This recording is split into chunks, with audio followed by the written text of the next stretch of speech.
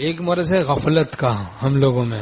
حق تعالیٰ فرماتے ہیں یا ایھا الذین آمنوا قوا انفسکم واہلیکم نارا، اے ایمان والو اپنے کو اپنے گھر والوں کو آگ سے بچاؤ.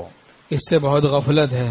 اس حکم کی تعمیل ہم لوگ نہیں کر رہے ہیں. جب اہل حق خاموش ہو جاتے ہیں تو اہل باطل سمجھتے ہیں کہ ہم حق پر ہیں، وہ باطل کو حق سمجھنے لگ جاتے ہیں.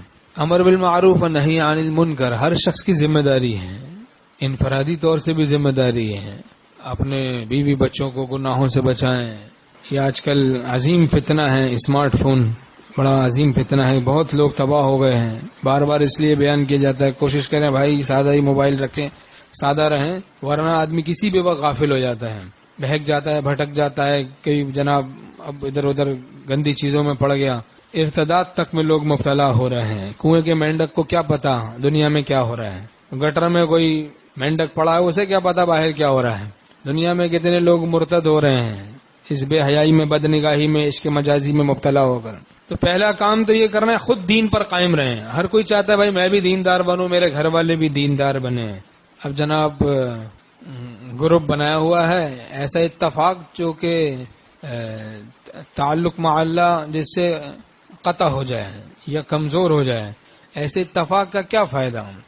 خاندان کی عورتیں مرد سب نامحرم وہ ایک گروپ بنائے ہوئے ہیں. بھائی آج کل یہ بھی سلسلہ ہے نا بھائی، خاندان کے گروپ بنے ہوئے ہیں، اس میں بے تکلفیاں چل رہی ہیں.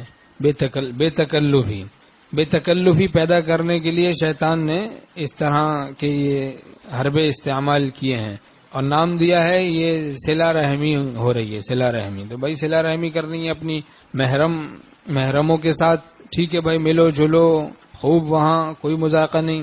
لیکن نامحرموں کے ساتھ اختلاط، حدیث شریف میں دیور تو موت ہے موت.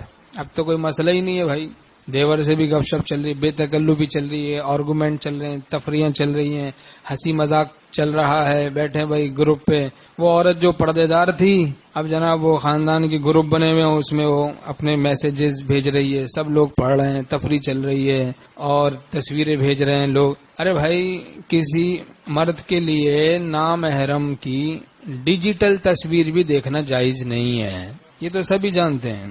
تو پھر کیوں دیکھ رہے ہیں مرد نامحرم عورتوں؟ کوئی عورت کے لیے کسی مرد کی نامحرم کی ڈیجیٹل تصویر بھی دیکھنا جائز نہیں ہے، پھر کیوں دیکھ رہے ہیں؟ اور بے تکلفی پیدا ہو گئی. غیر محرم سے تکلف ہی برتنا ناصر، بعد میں روگ نہ بن جائیں کہیں دل لگیاں. تو آپس میں پھر دل لگ گیا، معاشقہ ہو گیا، عشق مجازی میں مبتلا ہو گئے. ایسے اتفاقات سے بھی بچنا چاہیے جو تعلق مع اللہ کو قطع کر دے، جو تعلق مع اللہ کو کمزور کر دے. خود آدمی اپنے اندر جھانکے، خود دیکھے کہ ایسے گروپس میں ایڈ ہو کے اپنا میں نے کیا فائدہ کیا ہے، کتنا مجھے دینی نفع ہوا ہے. اللہ کے ساتھ معاملہ ہے نا، سوچے کتنا دینی نفع ہوا ہے اور کتنا دینی زوال ہوا ہے. یہ دیکھ لے، خود اپنے اندر جھانکے دیکھے. جب سے میں اس فتنے میں پڑا ہوں اسمارٹ فون کے، ادھر ادھر گھومتا پھرتا رہتا ہوں، سرچنگ کرتا رہتا ہوں اس ویب سائٹ پہ اس ویب سائٹ پہ، میرا کتنا ایمان بڑا ہے کتنا گھٹا ہے. اللہ کے ساتھ معاملہ ہے. دیکھیں اگر تعلق مع اللہ مستقل گھٹ رہا ہے تو سمجھ لیں کہ ہم اسلام سے کفر کی طرف جا رہے ہیں. کتنے نو مسلم ہیں وہ اسلام کی ان کے دل میں بڑی عظمت ہے، عظمت کے ساتھ انہوں نے اسلام کو قبول کیا، مستقل اللہ کے ساتھ تعلق ان کا بڑھتا جا رہا ہے، ولایت صدیقیت کی طرف جا رہے ہیں، جنت الفردوس کی طرف رواں دواں ہیں، خدا کی طرف رواں دواں ہیں، دیدار الہی کی طرف رواں دواں ہیں. اور کتنے جن کو موروثی اسلام ملا، جن کو وراثت میں مل گیا اسلام دین، وہ اسلام سے کفر کی طرف جا رہے ہیں. کتنے ایسے ہیں بد نظری میں مبتلا ہو رہے ہیں. تو بھائی کیا ہے، کس طرف جا رہے ہیں؟ اسلام سے کفر کی طرف جا رہے ہیں. نمازیں چھوڑنی شروع کر دی تو کہاں جا رہے ہیں؟ کفر کی طرف بڑھ رہے ہیں.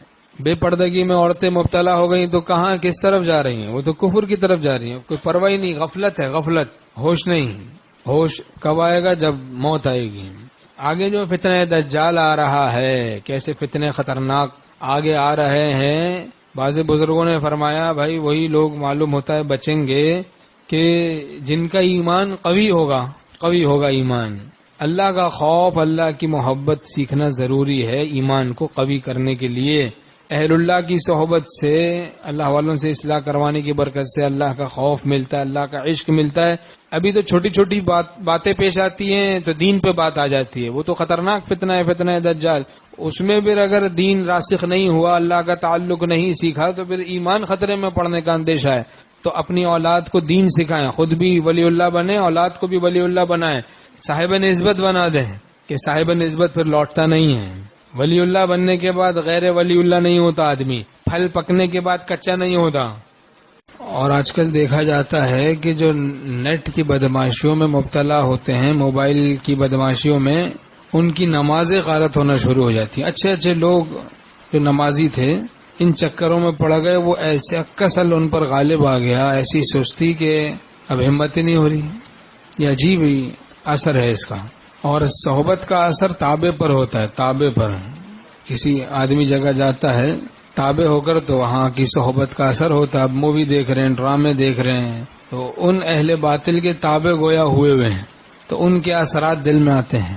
اہل باطل کا لٹریچر پڑھ رہے ہیں، ان کے ڈرامے دیکھ رہے ہیں، ان کی فلمیں دیکھ رہے ہیں، وہ سب تماشے دیکھ رہے ہیں، ان کی صحبت کا اثر ہو رہا ہے۔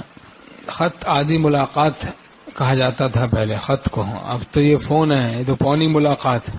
فون ہے تو اس میں تو آواز بھی ہے۔